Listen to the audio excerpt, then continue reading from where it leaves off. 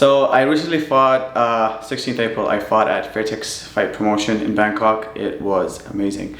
The fight itself was, I was fighting after 1 year, a year layoff, and coming from a 3-fight losing streak for the past 4 years.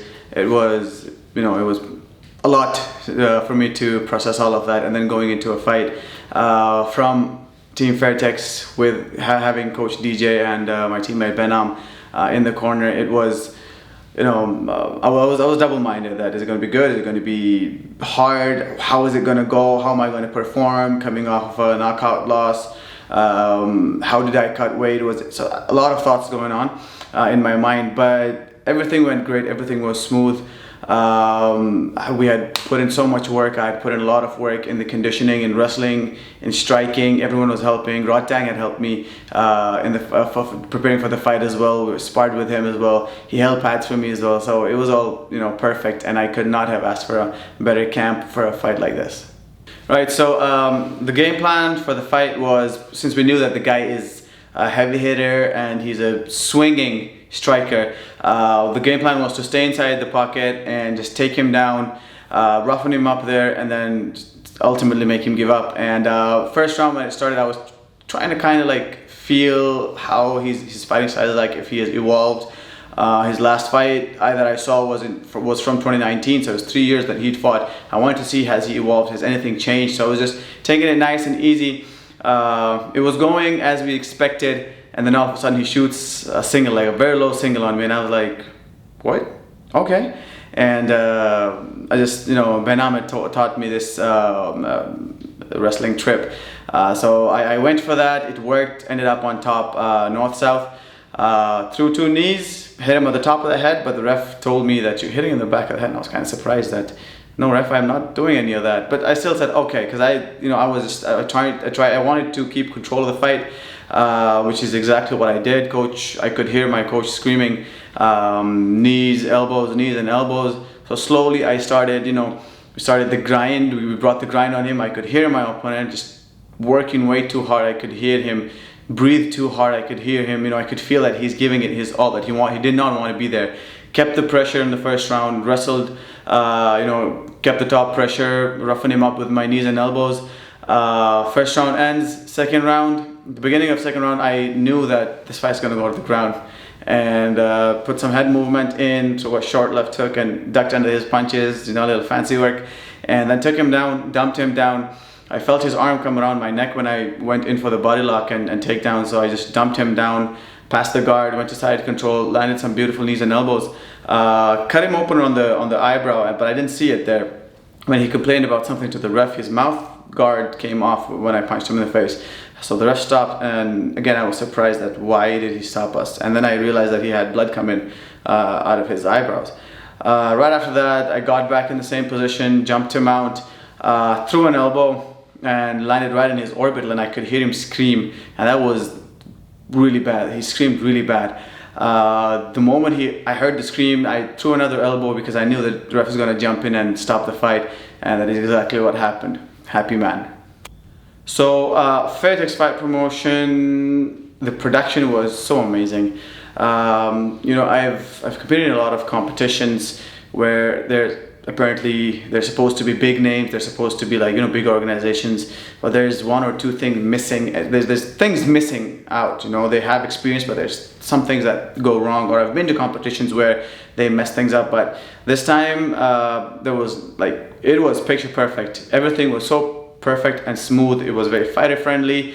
The stream, there was no interruption in the stream, which is what happens most of the times in a lot of big organizations as well. People from back home, Pakistan, were messaging me that we want to watch the fight. How can we watch it live? And every single time I fought somewhere, I've had messages that, oh, while we were watching your fight, there was a glitch and we could not watch this part of the fight. But this time, everything was super smooth. Terror Digital, Channel 7, they did an amazing job. Shout out to them as well. And all in all, it was such an amazing experience. Everything went smooth, from like the quality of production to giving the fighters what they need. The space, the mental, satisfaction that you don't have to think about anything else but only fighting. The rest was taken care of. It was perfect. It was so amazing. Basically, like to fight is to make the fight dirty. And in MMA, making the fight dirty means bringing the fight to them, making them get tired, making like higher work rate, more and more work when it comes to wrestling or striking, anything. But my favorite part is when I, get in their face, get in the clinch, take them down, and then start throwing knees and elbows, if it's, again, depending on the rules, whatever rule set it is. But this, I was in love with this rule set because there was multiple times where, and when I fought in other organizations, I cannot throw the knee. I can see, I can throw a knee right here on the ground, but I cannot because it's illegal. But here I could just see that, okay, there's the knee. And I was just throwing knees over and over again. That was just perfect for me. So I won by ground and pound, which basically is my favorite way to win, or my favorite style to fight. I like to take people down on the ground, control, make them feel like they're drowning, make them work, make them get tired, use all their body, all their energy to try and get out of there, but not let them get out of there. And while they're trying to get out, throw a punch or two, knees and elbows, roughen them up, make them feel hurt, make them feel like giving up. And the most, the favorite part of mine was when I get in mount and I throw punches and I throw elbows, which is how I finish the fight basically. Either that or staying in top half guard and trapping the hand that Coach DJ has taught me. It's called a handcuff. You trap the hand, going behind someone's back. Trapping the hand that they're posting in, pulling it in, putting your, all your weight, making them feel your weight, and then just punching them in the face until they give up. This was just the beginning of, what I have always aimed to achieve. This was just getting back on track. Nothing too big, nothing too special. It was special, but still nothing too special for me, because this is, you can say, after you have a surgery, you start walking and you start running, and now you're back on track. Now you have your first walk and first run on the track, and now is the time when you actually start walking and running. First time after a year I cut weight, I felt hungry. When I was cutting weight, that is when my social media feed was full of people having food, showing food, being at food places, and my social media my feed were it was flooded by food. So that's the first thing I did right after. I had all kinds of food, no sweet. I don't like sweet at all. I had all kinds of food, and I kind of crossed the exact weight that I was at previously before the fight.